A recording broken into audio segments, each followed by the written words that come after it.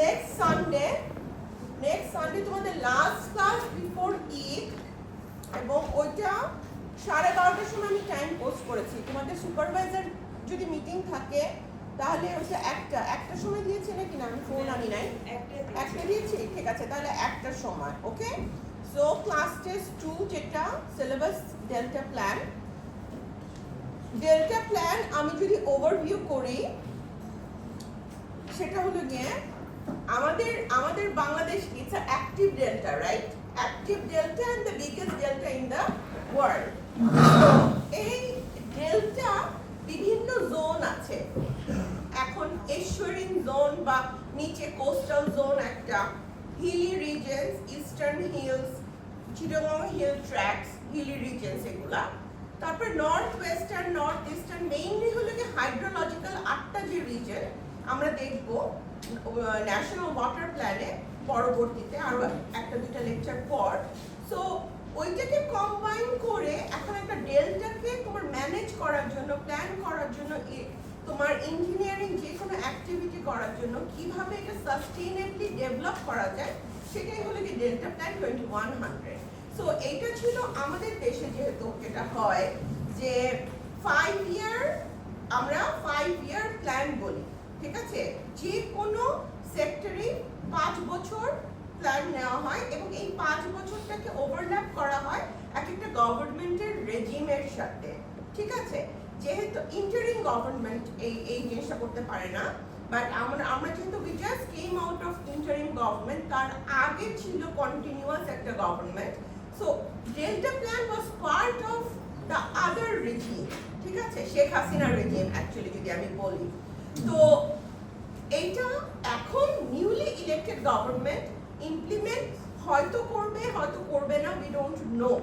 আমাদের কাছে এখনো ইঞ্জিনিয়ারদের কাছে বা বুয়েটের কাছে, আমরা যারা তোমার গভর্নমেন্ট এজেন্সির সাথে কাজ করি, we don't have a directive as of yet.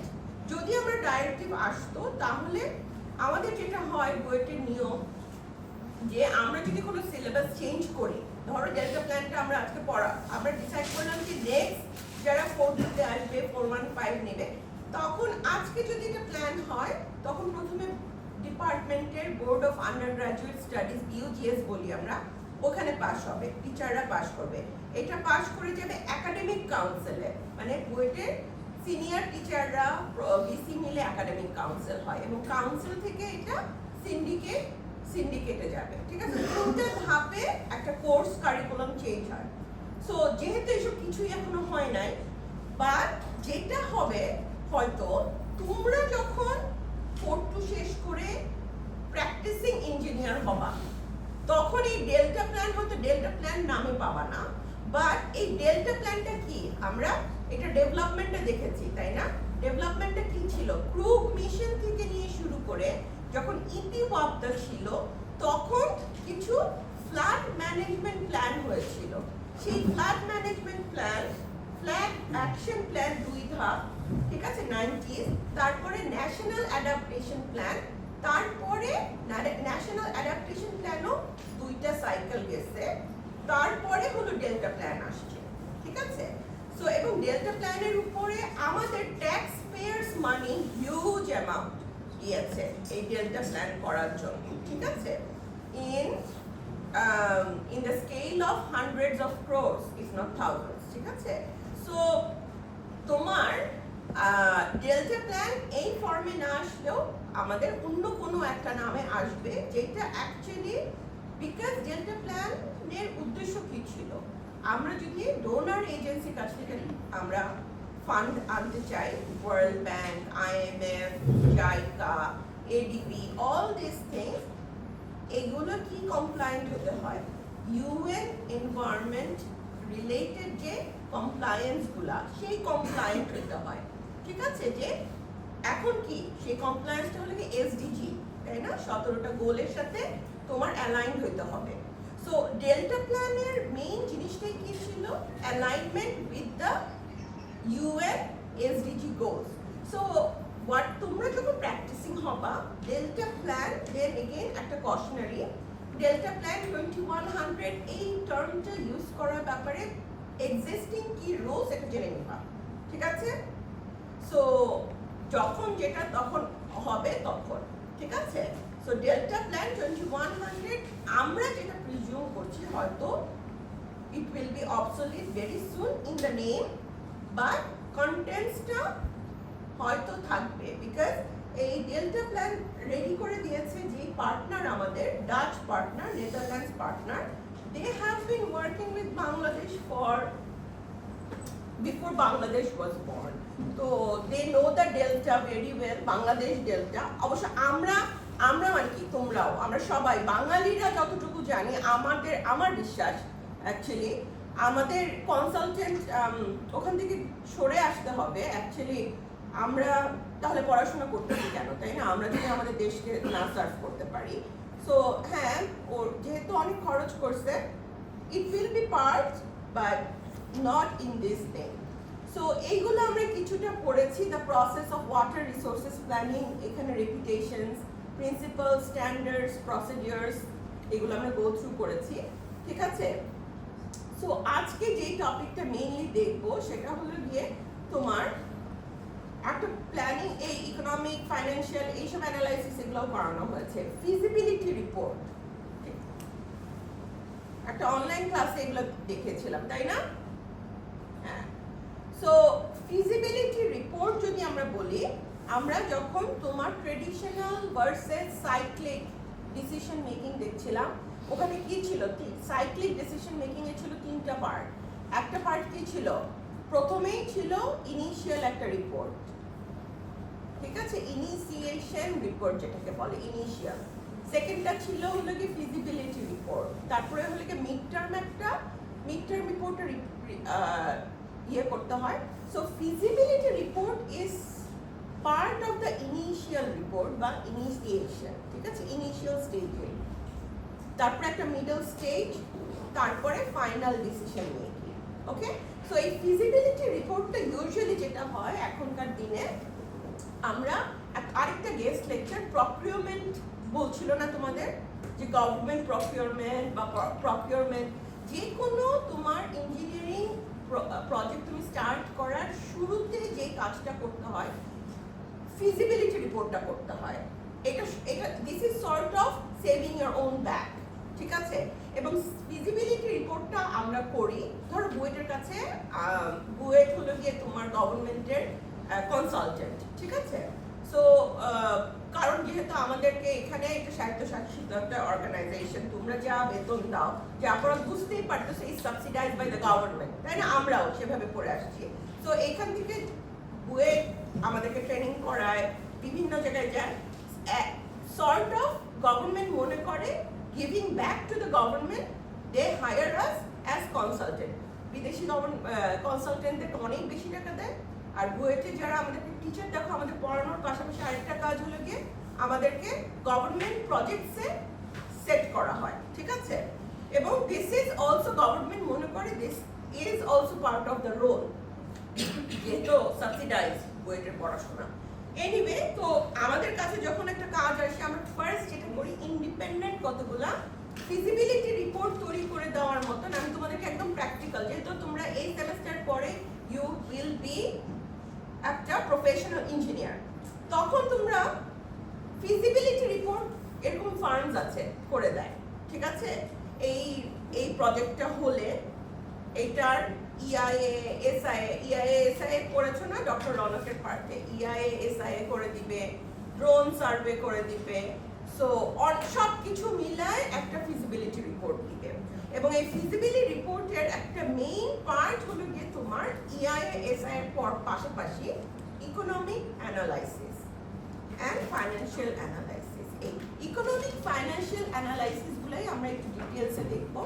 সেটা কিরকম, সেটা হলো তোমার main contents of a feasibility report যদি আমরা স্টেপ ওয়াইজ দেখি, description and analysis of data, কি কি ডেটা এটার মধ্যে আছে এবং ওই ডেটাটা আমরা কেমনে হ্যান্ডেল করব, ডেটাটার যদি কোনো ফিল্টারিং করা হয় বা কোনো, কারণ বাংলাদেশে আমাদের র ডেটা সবসময় কি থাকে, ওটার মধ্যে অনেক নয়েজ থাকে, ওটার মধ্যে ওটাকে তোমার ফিল্টার আউট করে নিতে হয়, মানে ওটার মধ্যে অনেক এরর থাকে বেসিক্যালি।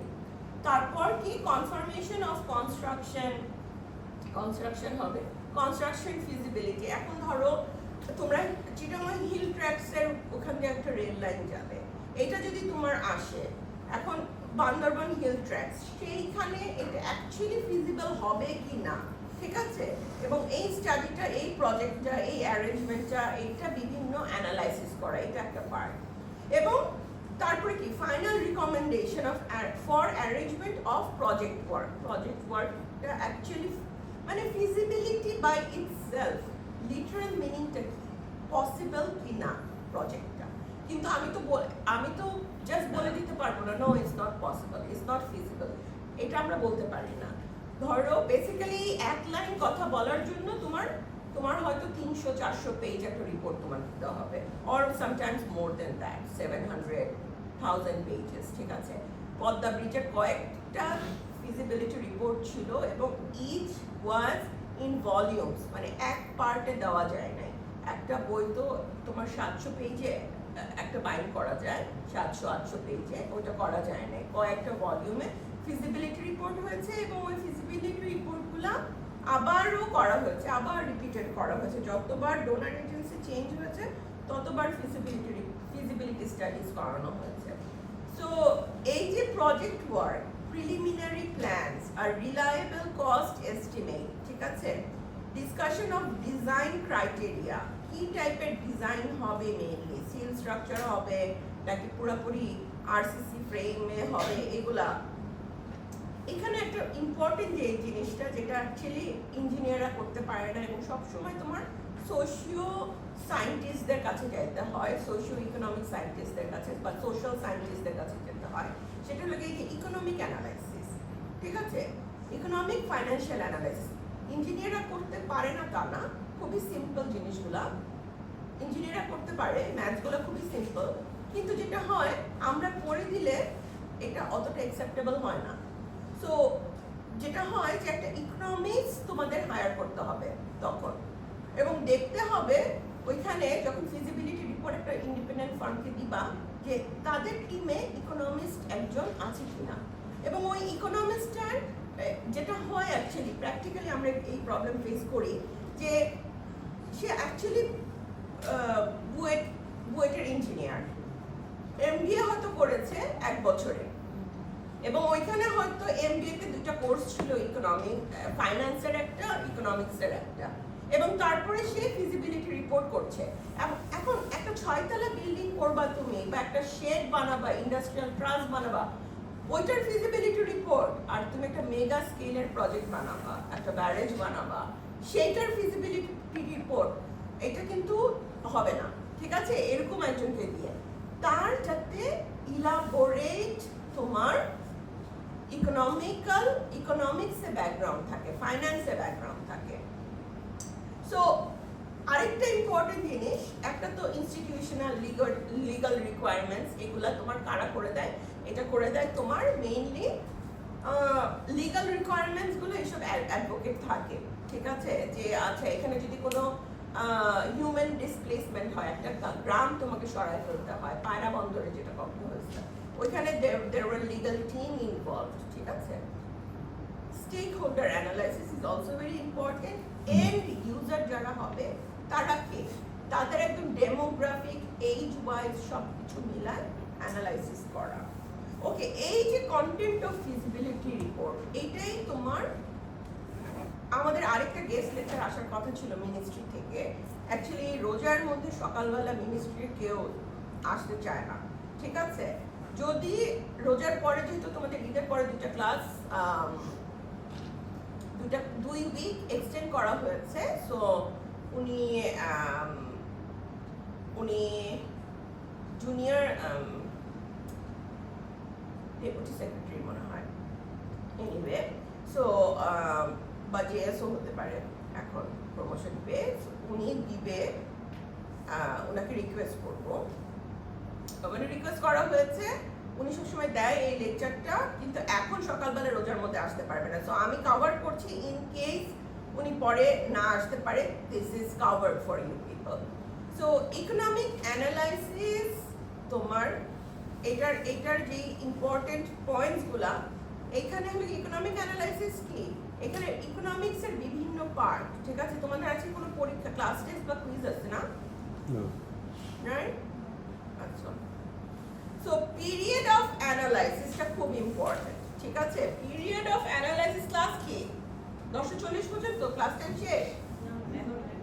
11টা পর্যন্ত, 10টা থেকে 11টা। Cost comparison, benefit comparison. So economic অ্যানালাইসিসে এই দুইটা খুব ইম্পর্টেন্ট। তো কম্পারিজনটা কিসের সাথে করবা?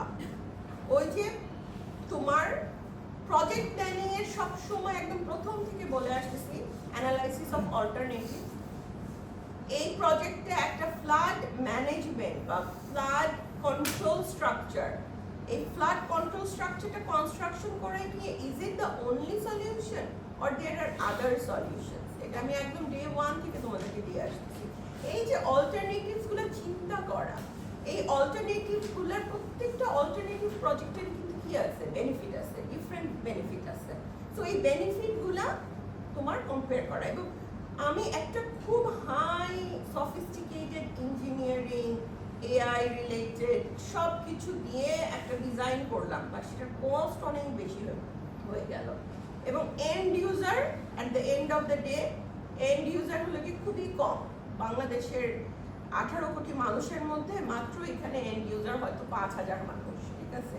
সো আমাদের এই cost, period of analysis, benefit analysis সব কিছু তোমার কম্পারিজন করতে হবে। এবং কস্ট বেনিফিট রেশিও বা কতগুলো ফর্মুলা আছে, আমরা ফর্মুলাগুলো দেখবো। সো এগুলো সব ইকোনমিক অ্যানালাইসিসের মধ্যে আসবে। সো ইকোনমিক অ্যানালাইসিস এগুলো তোমরা পড়বা। প্রাইমারি বেনিফিটস, ঠিক আছে? প্রজেক্ট বেনিফিটস এর মধ্যে প্রাইমারি, কারণ আমি কথা তো বলি, তোমার স্লাইড চেঞ্জ হয় না, এইগুলা সব স্লাইডে ইনক্লুডেড। সো প্রজেক্ট বেনিফিটস এর মধ্যে প্রাইমারি বেনিফিটস কি হতে পারে? একটা ফ্লাড প্রোটেকশন এমব্যাঙ্কমেন্টের, যে এই এরিয়াটা protected from the flood. But secondary benefit কি হতে পারে? এটার উপর দিয়ে একটা রাস্তা তুমি তৈরি করে দিলা, যোগাযোগ বৃদ্ধি হলো, কমিউনিকেশন ইনক্রিজ হলো, ট্রেড বেনিফিটস এটার আছে, ঠিক আছে? একবারে না হলেও ওভার দ্য ইয়ার্স আমরা এটাকে ডেভেলপ করলাম। এখন এখানে দেখো এই ইকোনমিক অ্যানালাইসিসের মধ্যে এই যে ফর্মুলাগুলো তুমি দেখতেছো, এই ফর্মুলাগুলো কমপ্লিটলি তোমার, এবং এগুলো লাগবে খুব সিম্পল ম্যাথস, ঠিক আছে? স্ট্রেট ফরওয়ার্ড, শুধু একটাই প্রবলেম, ফর্মুলাগুলো তোমাদের মনে রাখতে হবে, ঠিক আছে? সো এই যে single payment compound amount factor, mainly যদি আমরা দেখি আমাদের যে কোনো একটা ইনভেস্টমেন্ট, তোমরা যদি ব্যাংকেও রাখো, সেভিং অ্যাকাউন্ট, অনেক ব্যাংকে যখন টাকা রাখো কয়েক রকম অ্যাকাউন্টস হয় না? একটা কি চেকিং অ্যাকাউন্ট। চেকিং অ্যাকাউন্ট কি? যেখানে মেইনলি যে টাকাটা আসে। এবং চেকিং অ্যাকাউন্ট থেকে তোমরা আবার সেভিংস অ্যাকাউন্ট আছে, কিন্তু চেকিং অ্যাকাউন্ট থেকে তোমরা বলবা চেক দিয়ে যে আমি এটা চেকিং অ্যাকাউন্ট থেকে, চেকিং অ্যাকাউন্ট বা বাংলায় বলা হয় এটাকে মনে হয় চলতি অ্যাকাউন্ট, ঠিক আছে? রেগুলার তোমার ট্রানজ্যাকশন যেখান থেকে হয়, এখান থেকে তুমি যদি আবার সেভিংস অ্যাকাউন্টে নাও, এই সেভিংস অ্যাকাউন্ট থেকে আমরা বিভিন্ন জায়গায় ইনভেস্ট করি, তাই না? এটা সবচেয়ে সিম্পলেস্ট ইনভেস্টমেন্ট কি ব্যাংকগুলোতে? সেটা হলো গিয়ে তোমার এফডিআর, ঠিক আছে? Fixed deposit. সো এই ফিক্সড ডিপোজিট কি? তোমাকে বলবে আপনার কাছে 10,000 টাকা আছে আপনার সেভিংস অ্যাকাউন্টে, আপনি 1 বছরের জন্য রাখেন, পার মান্থ 6% করে পাবেন, পার মান্থ না, পার ইয়ার 6% করে পাবেন। মানে এটা যদি 1 বছর 10,000 টাকা থাকে, বছর শেষে যে 6% অফ 10,000 এটার একটা ইন্টারেস্ট জমা হবে, ঠিক আছে? 6% অফ 10,000। সো এখন তোমাদের প্রিন্সিপাল অ্যামাউন্ট কি? শুরুতে যেটা ডিপোজিটেড হয়েছিল, পি, এখানে পি ডায়াগ্রামটা দেখো, লাইন ডায়াগ্রামটা, P is the principal amount, that is the 10,000 টাকা। After for how many years তোমরা রাখবা, তারপরে যে ফাইনাল অ্যামাউন্টটা হবে that is capital F, okay? So F is the final amount after n number of years. In this case, 1 year. P is the principal. Principal কে কি? কিছুই না, initially যেই ইনভেস্টমেন্টটা দিয়ে তুমি শুরু করতেছো। এখন এটা তো আমাদের মানে আমাদের FDR calculation, compound interest calculation আমি শিখাতে এখানে আসি নাই না, তোমরা এখানে প্রজেক্ট প্ল্যানিং করতে আসছো। এই প্রজেক্ট প্ল্যানিং এর মধ্যে কেন আমাদের এটা দরকার হচ্ছে? ইকোনমিক অ্যানালাইসিস করতে হবে যে এই যে আমি ধরো টাকা 100 বিলিয়ন বা 100 মিলিয়ন টাকা তোমাকে দেওয়া হলো এই প্রজেক্টটা করার জন্য। এই প্রজেক্টটা তুমি যদি অল্টারনেটিভ এ তে ইনভেস্ট করো, final after N number of years তোমার ফাইনাল অ্যামাউন্টটা কি আসতেছে। তোমার অল্টারনেটিভ বি, অল্টারনেটিভ সি সবগুলোকে এফ আর পি তোমার ক্যালকুলেট করতে হবে, ঠিক আছে? So single payment compound amount factor, single পেমেন্টটা কেন আসতেছে? কারণ আমরা বাংলাদেশে সবসময় মনে রাখবা, এখন পর্যন্ত আমরা বলি যে পদ্মা ব্রিজ আমরা, এটা হলো কি আমাদের বাংলাদেশের সেলফ ইনভেস্টমেন্টে হয় না। এখানে বিভিন্ন ধাপে হ্যাঁ ওয়ার্ল্ড ব্যাংক একটা অ্যামাউন্ট দেওয়ার কথা ছিল, যেটা একদম ফাইনাল স্টেজে যে দেয় নাই, কিন্তু এটা অর্থায়নে পুরোপুরি ভাবে হয় নাই। এটা তোমার বিভিন্ন ধাপে এইসব অ্যানালাইসিস করে দেওয়ার জন্য আমাদের IMF consultant, world JICA, ADB বিভিন্ন ধাপে আসছে এবং করছে। এবং এই যে ওরা যে টাকাগুলো দেয়, এগুলো ওদেরকে রিপে করতে হবে না? অবশ্যই রিপে করতে হবে। এই লোনের তোমার পেমেন্টটা এখন যদি তোমার এটা একটা ইনস্টলমেন্টে রিপেমেন্ট করতে হতো, তাহলে তোমার এই ফর্মুলাটা ইউজ করতে হতো, F/P 1 + I whole to the power n, ঠিক আছে? এবং এইখান থেকে F/P এর একটা আইটা কি ইন্টারেস্ট, লোনটা এটা সিঙ্গেল পেমেন্টে তুমি মানে তোমাকে 100 বিলিয়ন টাকা দেওয়া হলো এই প্রজেক্ট শেষে, তোমাকে বলা হলো 10 বছর এটা তুমি প্রজেক্ট স্ট্যাবলিশ করবা। এই প্রজেক্ট থেকে তুমি এই যে আমরা রাস্তার টোল দেই, এই টোল হলো এটার একটা ইনকাম, টোল দেওয়া হোক যেমনি হোক বা স্টেক এন্ড ইউজারদের থেকে তুমি এই 10 বছরে যেভাবে হোক এটা আর্নিং করবা। তারপরে 10 বছর পরে একটা পেমেন্টে লোনটা ইন্টারেস্ট সহ ফেরত দিবা। কারণ ধরো আমি কাউকে ধার দিলাম, ইউজুয়ালি তোমার যখন এই ইন্টারন্যাশনাল অর্গানাইজেশনগুলো লোন দেয় এটার উপর একটা ইন্টারেস্ট থাকে, ঠিক আছে? সো ওই ইন্টারেস্টটা সিঙ্গেল পেমেন্টে যদি ফেরত দিতে হয় তাহলে এই ফর্মুলাটা বুঝাতে পেরেছি আমি? এখন single payment present worth factor, single পেমেন্টে আমার লোনটা ফেরত দিতে হবে। Single payment is always related to loan, কয়টা ইনস্টলমেন্টে আমি ফেরত দিব লোনটা। এখন আজকের দিনে এইটার ওয়ার্থটা কি সেইটা, ঠিক আছে? This is the present worth calculation. Sinking fund factor, sinking fund factor কি? আজকের দিনে এই টাকাটা 5 বছর পরে কিন্তু আমার ধরো আজকের দিনে 1 বিলিয়ন টাকা বা 100 বিলিয়ন টাকা, এটা কিন্তু 10 বছর পরে 100 বিলিয়নের আজকের ভ্যালু নাই।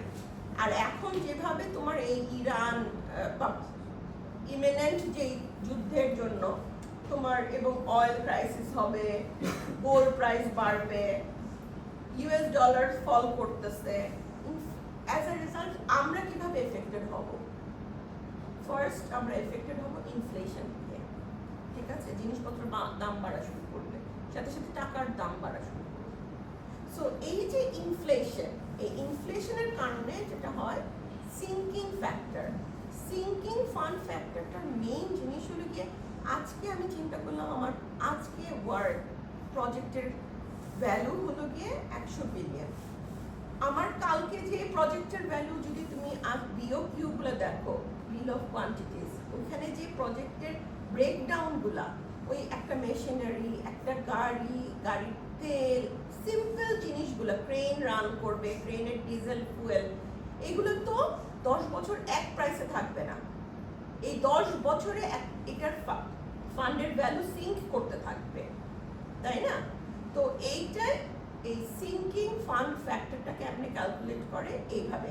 এবং এই সিঙ্কিং ফান্ড ফ্যাক্টর এইটা হলো গিয়ে এ, ঠিক আছে? A is the amount that is sinking, that we are losing. Capital recovery factor, যে কোনো একটা প্রজেক্টে এটা ইউনিফর্মলি যদি আমি চিন্তা করি এবং পার অ্যানাম প্রত্যেক বছর আমি এইটা থেকে আর্ন কতটুকু করতেছি, সেটা হলো গিয়ে আমার ক্যাপিটাল রিকভারি ফ্যাক্টর। আমার যে টাকাটা ফেরত দিতে হবে বেসিক্যালি, সেই ক্যাপিটালটা আমি, দ্য অ্যামাউন্ট আই ও, আমার ফেরত দিতে হবে, সেইটা আমি কতটুকু রেটে, কোন রেটে রিকভার করছি। This is the capital recovery ফ্যাক্টরের ফর্মুলা। অলরেডি 4টা ফর্মুলা বলা হয়ে গেছে, ঠিক আছে? আরো কয়েকটা আছে। সো হ্যাঁ, বুঝি নাই তোমার। ওটা রিকভার করছে মানে যে হচ্ছে ধার দিয়েছে, ধরো তোমার আইএমএফ তোমাকে ধার দিয়েছে, সো আইএমএফ এর লোন দিয়েছে, so you have to repay the loan after 10 years. So এটা যেই অ্যামাউন্টটা 10 বছর পর, মানে এফ, ক্যাপিটাল এফ, যেটা তুমি ফেরত দিবা, এটা যদি সিঙ্গেল, এই সবগুলো ক্যালকুলেশন হলো গিয়ে তোমার সিঙ্গেল পেমেন্টের, সিঙ্গেল ইনস্টলমেন্টের। সো এখানে 10 বছর পরে যেহেতু তুমি একটা অ্যামাউন্ট দিবা না, এখানে প্রত্যেক বছর, 10 বছরের প্রত্যেক বছর তোমার যে প্রজেক্টটা থেকে আর্নিং, সেইখান থেকে তোমার you have to ideally put aside amount, so that 10 বছর পরে যে আমার ফেরত দেওয়ার কথা, সেটা যেন আমি ফেরত দিয়ে দিতে পারি। আনার তো ফাইন হবে, ঠিক আছে? ফাইন হবে এবং ইন্টারেস্ট রেট বাড়িয়ে দেবে, যেটা ইউজুয়ালি বাংলাদেশের ক্ষেত্রে হয়। 10 বছর, প্রত্যেক বছরে ক্যাপিটাল তুমি কতটুকু রিকভার করবা, এই প্রজেক্টে খরচও করবা, বানাবা, এবং আর্নিং থেকে কতটুকু তুমি রিকভার করবা for the repayment of the final amount of loan. Okay, that is the capital recovery factor. Okay, series compound amount factor. Say for example, after 10 years, আমার 100 বিলিয়ন এর থেকে ইন্টারেস্ট অ্যাড হয়ে 150 billion আমি ফেরত দেওয়ার কথা, because all this years interest তো gain হয়েছে। এখন এই 150 বিলিয়নের মধ্যে আমি দিতে পারলাম তোমার only 20 বিলিয়ন, তাহলে কত বাকি থাকলো? 130 বিলিয়ন বাকি থাকলো। এই 100, এটা তো 10 ইয়ার্স এর জন্য আমার একটা ফিক্সড ইন্টারেস্ট ছিল। at the end of 10 years আমার 130 বিলিয়নও দিতে হবে, প্লাস তখন ওরা রিশিডিউল করবে আমার এই লোনটাকে। এই লোন তার মানে কি, রিশিডিউল মানে আর কিছুই না, বেসিক্যালি রিশিডিউলিং মানে ওই যে ইন্টারেস্ট রেটটা ওরা তখন বাড়িয়ে দেয়, যে তোমাকে ধার দিয়েছিলাম, you are not a good repayer, তুমি আমাকে ফেরত দিতে পারো নাই, সো তুমি যেটা করবা, তুমি যদি আবার 10 বছরের জন্য বা আবার 5 বছরের জন্য আমরা ডিল করি, তাহলে ইন্টারেস্ট রেট 1% আর থাকবে না, ইন্টারেস্ট রেট হয়ে যাবে 5%। ঠিক আছে? এবং আমার তখন কিছুই বলার নাই, বিকজ আমি যেহেতু 10 বছর পরে আর পুরা টাকাটা যেটা আমার দেওয়ার কথা ছিল আমি দিতে পারি নাই, তখন ইউজুয়ালি যে দিতে পারে না নেগোশিয়েট বা রাজি হয়ে যায়। সো ওই 130 billion plus new interest rate আবার 10 বছরের জন্য, এই যে যখন দুইটা টাইপ অফ ইন্টারেস্ট রেটের আমার একসাথে হয়, এটাকে আমরা কম্পাউন্ড ইন্টারেস্ট বলি। ঠিক আছে? সো বেসিক্যালি কম্পাউন্ড ইন্টারেস্ট আর কিছুই না, কম্পাউন্ড ইন্টারেস্ট হলো গিয়ে দুই প্রিন্সিপাল অ্যামাউন্ট তো সেম, কিন্তু প্রিন্সিপাল অ্যামাউন্ট দুইটা টাইম পিরিয়ডের উপরে ভাগ হয়, এবং দুইটা টাইম পিরিয়ডে দুই ধরনের ইন্টারেস্ট রেট থাকে। At the end of 20 years যে আমার দুই রকম ইন্টারেস্ট রেটে আমি লোনটা রিপে করব। ঠিক আছে? সো তখন যেটা হয় যে তোমার সিরিয়াল কম্পাউন্ড ইন্টারেস্ট, কারণ 11th ইয়ারে ওই 130 বিলিয়নের উপর একটা ইন্টারেস্ট রেট, 12th ইয়ারের কথা চিন্তা করো, 12th ইয়ারে আগের পুরা 12 বছর যা যা টাকা দিতে পারি না সেটার উপরে তারপরে এই ইন্টারেস্ট আরো বাড়তেছে, তার মানে আমার লোন ইউজুয়ালি বাড়তে থাকতেছে। এই যে কম্পাউন্ডিং হচ্ছে, কম্পাউন্ডিং বাংলাদেশে, তোমরা কি ফাইন্যান্সিয়াল যদি দেখো পড়ো, ইটস নট, আমাদের জিডিপি, আমাদের reserve, all this is not looking good. এবং এই জিনিসগুলা এখন পর্যন্ত, এই যে compounding interest, single amount interest, এগুলো দেখবা, বুঝছো? এগুলো যত পড়বা তত বুঝতে পারবা। সো এই যে তোমার series compound amount factor, so after 20 years যে এটা এত হিউজ একটা অ্যামাউন্ট, বিকজ মাঝে মাঝে মনে হয় না যে 2000 কোটি টাকা, 23,000 কোটি টাকা, এগুলা কিরকম, আবার 23,000 কোটি টাকা, ঠিক আছে? সো এইটা রিপেট করতে হবে জাস্ট লোনটা রিশিডিউল করার জন্য বাংলাদেশকে। সো দিস ইজ হাউ, এই যে কম্পাউন্ডিং ফ্যাক্টর, ঠিক আছে? সো প্রিন্সিপাল অ্যামাউন্ট কিন্তু was not that high. Principal অ্যামাউন্টের উপরে আমরা ওই যে লোন রিপেমেন্ট শিডিউলগুলো মিস করতে থাকি, এবং তখনই কম্পাউন্ডিং ফ্যাক্টরসগুলো আসতে থাকে। কম্পাউন্ড ইন্টারেস্টটা, ওই পেনাল্টি আসতে থাকে, ওইটার উপরে ফাইনস আসতে থাকে, তখন কম্পাউন্ডিং হয়। বুঝতে পারছো? সো 5টা ফর্মুলা দেখালাম, আরো 4টা আছে, এবং এইখানে এইসব জিনিসগুলা তোমার বেসিক্যালি PRA সিরিজ, এই যে তোমার এখান থেকে প্রথম 5টা তো সিঙ্গেল, ঠিক আছে? তারপরে যখনই সিরিজ দেখবা, সিরিজটা মানে কি, প্রথম 10 বছর শেষ, এর পরের 10 বছর, ঠিক আছে? তার মানে এখানে কম্পাউন্ড ফ্যাক্টর ইনক্লুডেড। এর পরের গুলো একই জিনিস, যেমন সিরিজেরও আবার প্রেজেন্ট ওয়ার্থ ফ্যাক্টর। ধরো প্রথম 10 বছরে যদি আমি লোন মিস করি, তারপরের 10 বছর, তার মানে এটা সিরিজে আমি চলে গেলাম এবং কম্পাউন্ড ফ্যাক্টরে চলে গেলাম। ওই সিরিজের মধ্যে ওই পরের 10 বছরে, সে for example somewhere in the middle 15th ইয়ারে একটা প্রজেক্টের 15তম বছরে যে ওই টাকাটার একদম ইনিশিয়াল প্রথম 100 বিলিয়ন টাকার প্রেজেন্ট ওয়ার্থ কত, সেটা হলো এই ফর্মুলা। এবং একটা ইন্টারেস্টিং জিনিস হলো গিয়ে, যত তোমার এরকম কম্পাউন্ডিং বাড়তে থাকে, compounding of interest বাড়তে থাকে, formula gets more complicated, just like in life, ঠিক আছে? এবং মানে এখন তো তোমরা 4th year student, life is much simpler. তোমরা দেখবা, মানে রমজান মাস, কোরআন শরীফ আমরা কম বেশি সবাই শুনতেছি, বারবার একটা জিনিস সের কথা বলা নিষেধ আছে, সেটা কি? ইন্টারেস্ট, ঠিক আছে? সুদ, ইন্টারেস্ট।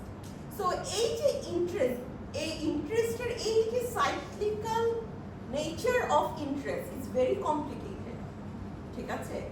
হ্যাঁ, মানুষের প্রয়োজন হতেই পারে, মানুষের কাছ থেকে লোন নিতেই পারে, বাট হোয়াট ইজ মোস্ট, মানে এই জিনিসটা চিন্তা করবা, কেন কোরআন শরীফে এতবার এই ইন্টারেস্ট নেওয়া এবং দেওয়া থেকে মানা করেছে? বিকজ এই যে even the maths and the formulas, দেখছো এর আগের সিঙ্গেল পেমেন্টের প্রেজেন্ট ওয়ার্থ ফ্যাক্টর, এটার ফর্মুলা আর এই ফর্মুলা যদি দেখো, ইট গেটস কমপ্লিকেটেড, ঠিক আছে? এবং ইট উইল গেট কমপ্লিকেটেড। এবং এটা মাইক্রো ফাইন্যান্স বলো, ম্যাক্রো ফাইন্যান্স বলো, ক্ষুদ্র ঋণ, ঠিক আছে? তাহলে চিন্তা করো, ক্ষুদ্র ঋণ একটা অলরেডি পুয়ার একটা মানুষকে, একটা অলরেডি দরিদ্র মানুষকে হত দরিদ্র বানিয়ে দেয়। কেন? বিকজ হয়তো তখন ওর একটা বাসা ছিল, একটা চাল ছিল, কয়েকটা হয়তো মুরগি ছিল, এবং ও যখন ওই যে ইন্টারেস্ট গুলো দিতে পারে না, তখন এসে কি করে, যারা ক্রেডিট কালেক্টর, ঠিক আছে, ক্রেডিট কালেক্টর এসে ওর মুরগিগুলোও নিয়ে যায়, ইভেন বাসার চালটাও। এক চালা বাসায় যদি সে থাকে, তোমরা যদি ফিল্ড ওয়ার্কে নামো, ফিল্ড ওয়ার্কে দেখো, তুমি দেখবা যে সে 10 বছর আগে একটা বাসা হয়তো ছিল, 5-7 জন মিলে থাকতো, বাবা মা ছেলে মেয়েদেরকে নিয়ে, এবং 10 বছর পরে যে ওই চালগুলো খুলে নিয়ে গেছে, মাথার টিনের উপরে যে ওই চাল ছিল, এবং ও রাস্তার ভিখারি। ঠিক আছে, so it's very heart breaking to see. So এই যে interest and compound interest in mega projects আমাদের আসলে কিছু করার নাই। ঠিক আছে, মেগা প্রজেক্টস তুমি একজন ইঞ্জিনিয়ার হয়ে যাবা, প্রজেক্ট ইঞ্জিনিয়ার হয়ে যাবা শুরুতে, হোপফুলি একসময় তুমি কি হবা, প্রিন্সিপাল ইনভেস্টিগেটর হবা এবং ওই প্রজেক্ট ডিরেক্টর হবা, বা শুরু করবা যখন, তখন কিছু করার নাই, you are part of the system. But when you see the scales, it makes you think যে why interest is so bad. Interest is really bad. ঠিক আছে, সো আমাদের ক্লাস এই পর্যন্তই। আজকে আরো 3টা ফর্মুলা, সিমিলার ফর্মুলা তোমাদের প্রেজেন্ট, নেটওয়ার্ক, এগুলো সিরিজে, এবং এই যে 9টা ফর্মুলা, এই ফর্মুলাগুলোর সবচেয়ে ইম্পর্টেন্ট যদি আমি বলি, 2টা, ইন্টারনাল রেট অফ রিটার্ন আর বেনিফিট কস্ট রেশিও, এই দুটো আমরা দেখবো, সাথে একটা তোমার প্রবলেমস দেখবো। ওয়েল, তোমাদের ডেল্টা প্ল্যানের ওয়েনেসডেতে ক্লাস হবে, আর ডেল্টা প্ল্যানের উপর ক্লাস টেস্ট 2। ঠিক আছে, অ্যাটেন্ডেন্সের